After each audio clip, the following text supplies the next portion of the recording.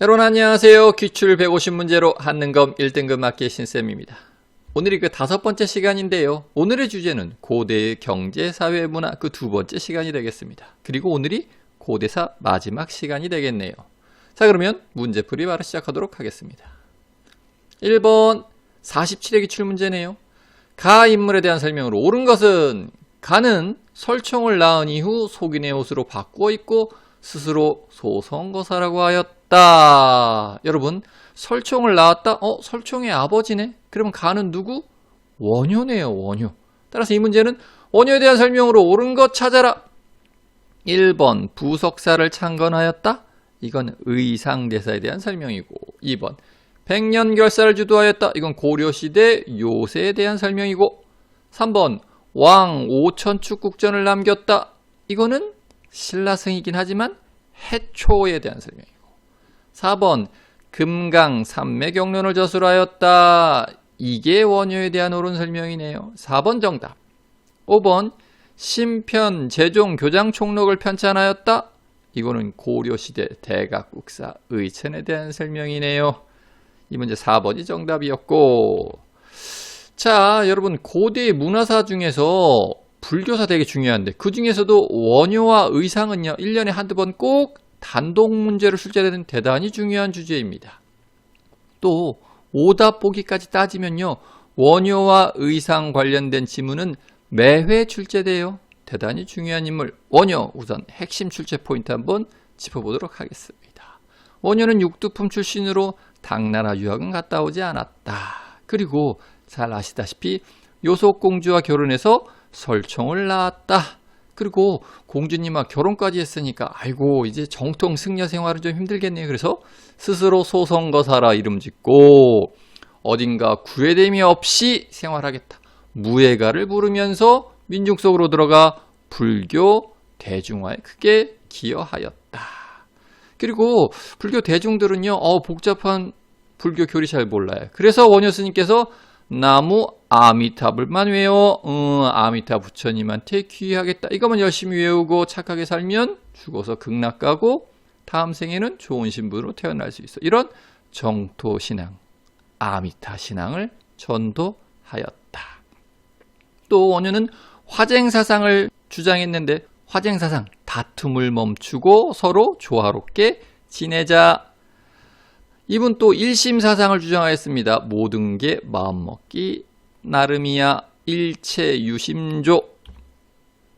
원효 스님의 저서 3가지 좀 기억하셔야 되는데 화쟁사상을 집대성한 신문 화쟁론 기억하셔야 되고, 대승기신론소 역시 기억하셔야 되고, 마지막으로 금강산맥경론도 기억하셔야 된다. 또 이 원효 스님께서 워낙에 뛰어난 승려였기 때문에 신라의 5교 구산 중에 하나, 그 중에서 교종계통의 5교 중에 하나인 법성종을 개창하고 경주 분황사를 중심으로 포교 활동을 하였다까지 기억하시면 되겠습니다. 자, 다음 문제 보도록 하겠습니다. 2번 51의 기출문제네요.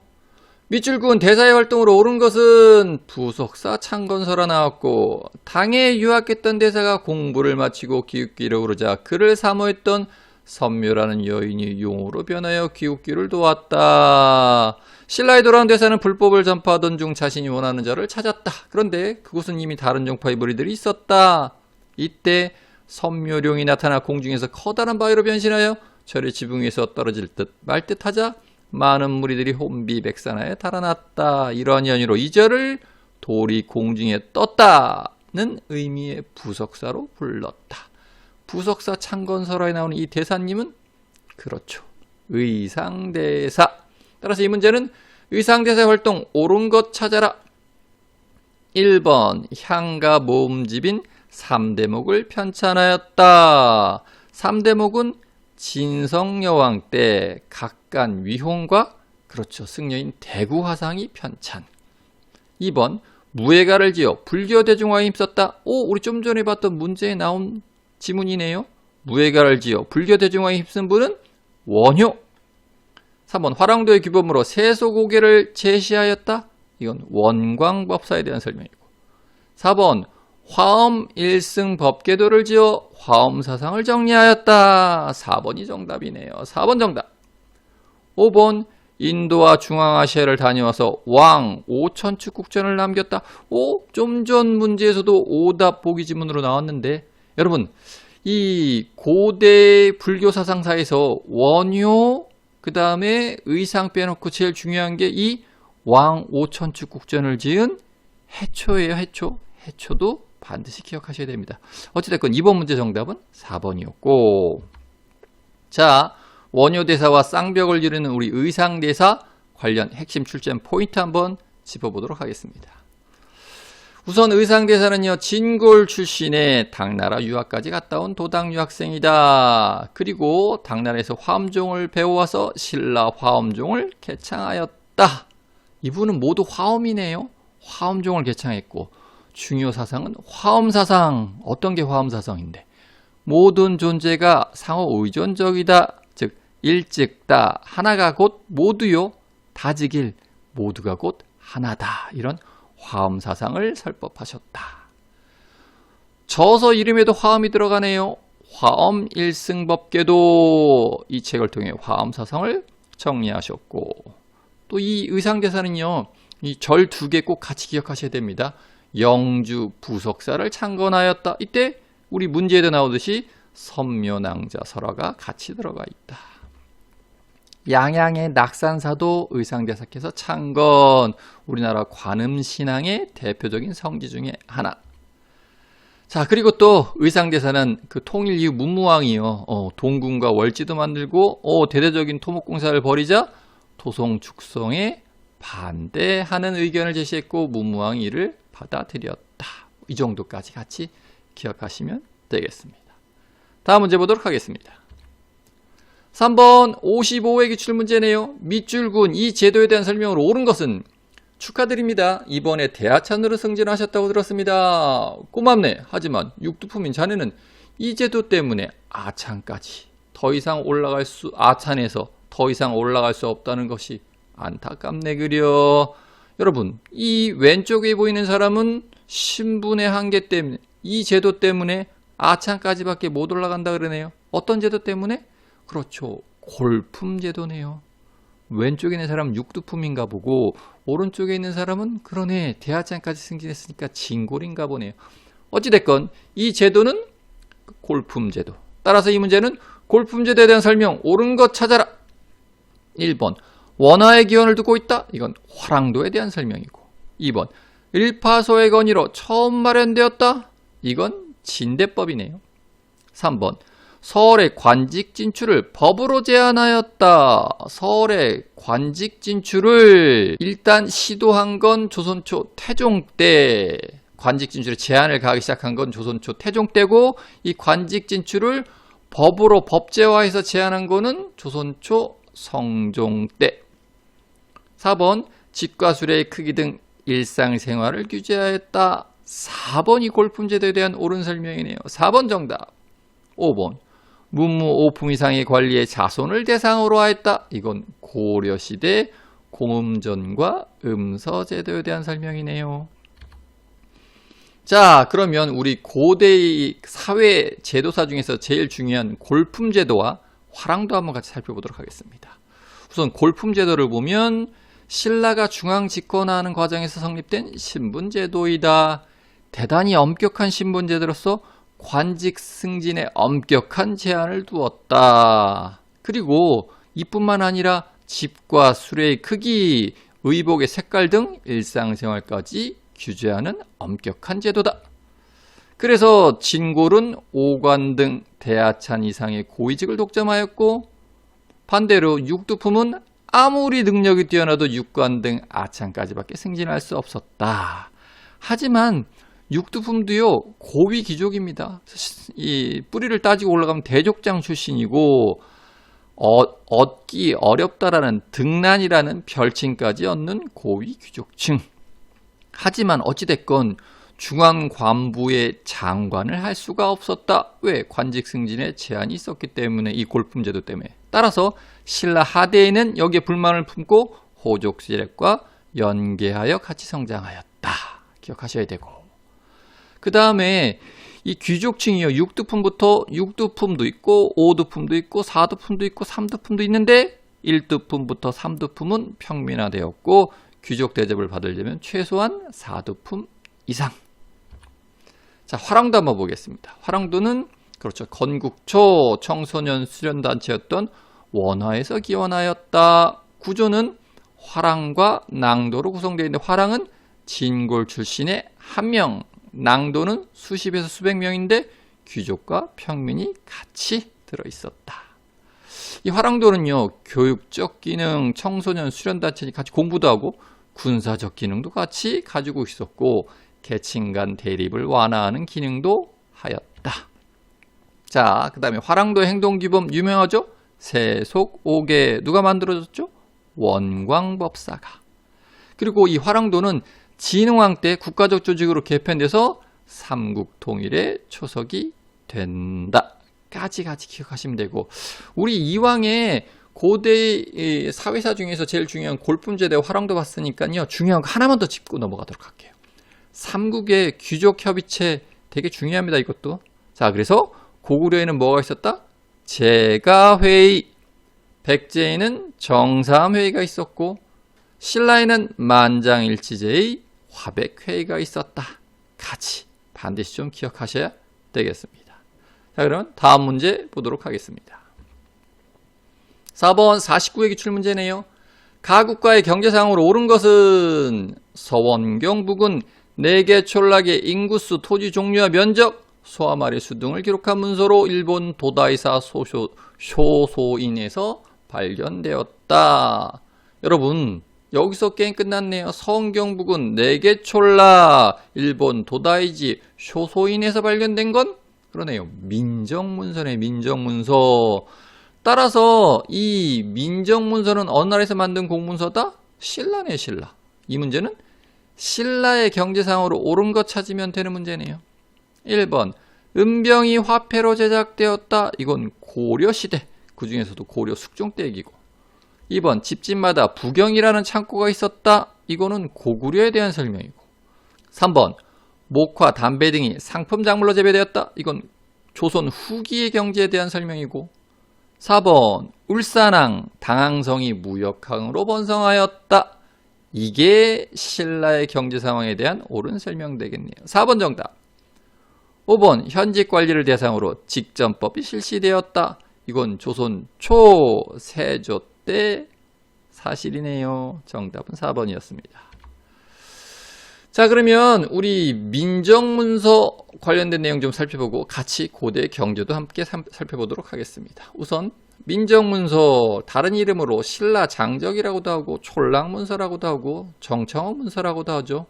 자, 이게 1933년도 일본 도다이지 쇼소인에서 발견되었는데 우리말로 하면 동대사 정창원에서 발견. 그래서 위에 정창원문서라는 별칭이 붙은 거다. 자, 내용을 봤더니 지금의 청주인 서원경 인근 4개 촌락에 관련된 공문서였고, 어떤 내용을 적었다? 인구수, 호구수, 토지의 종류와 면적, 가축의 수, 심지어 그렇죠, 뽕나무나 호두나무 같은 유실수의 수량까지도 조사하여 기록하였다. 누가? 촌주가. 매년 조사해서 작성은 3년마다 한 번씩. 자, 그 다음에 왜 이런 공문서를 만들었다? 당연하죠. 조세 수치와 노동력을 국가에서 징발하기 위하여. 이 정도 살펴보시면 될 것 같고, 자, 그러면 이왕에 우리 경제사 하는 김에 삼국의 경제, 우선 삼국의 주요 수치체제 볼까요? 똑같아요.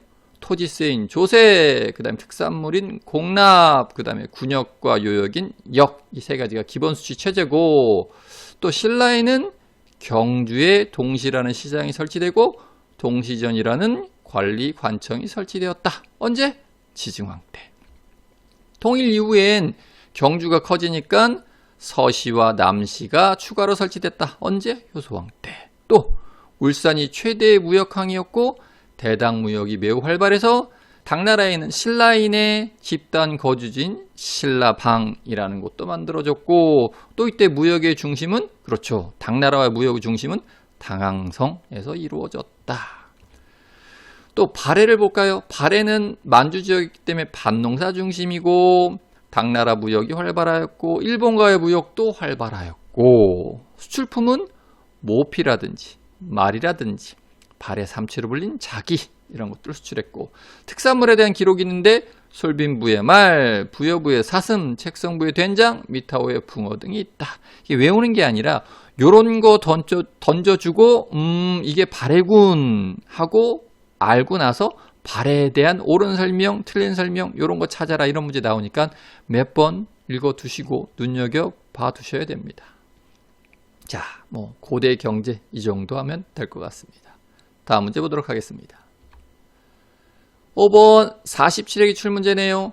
교사의 질문에 대한 학생의 답변으로 옳은 것은 지도와 같은 지방행정구역을 마련한 국가의 통치제도에 대해 말해볼까요? 지도에 봤더니 한주 보이고 삭주, 명주 보이고 북원경, 중원경, 서원경 같은 게 보이네요. 아하, 이거 구주 오소경이네요. 따라서 구주 오소경의 지방행정구역을 갖고 있던 나라는 신라. 그럼 이 문제는 신라의 통치제도에 대해 말해볼까요? 이 문제네요. 1번 중앙군을 2군 6위로 조직했다. 이거는 고려에 대한 설명이고 2번 지방관으로 안찰사를 파견했습니다. 이것도 고려에 대한 설명. 3번 중앙관제를 삼성육부로 정비했습니다. 이건 발해에 대한 설명이고 4번 관리감찰을 위해 사정부를 두었습니다. 이게 통일신라에 대한 옳은 설명이네. 4번 정답. 5번 유학교육기관으로 주자감을 설치했습니다. 이것도 발해에 대한 설명이네요. 정답 4번이었습니다.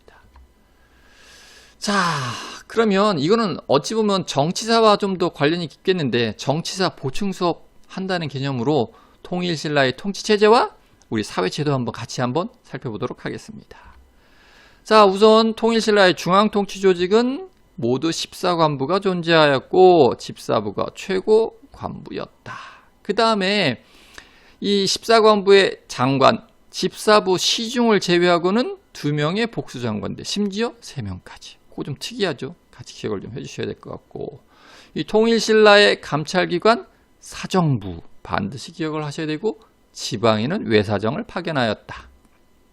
자, 그 다음에 통일신라의 지방통치조직은 구주 오소경이다.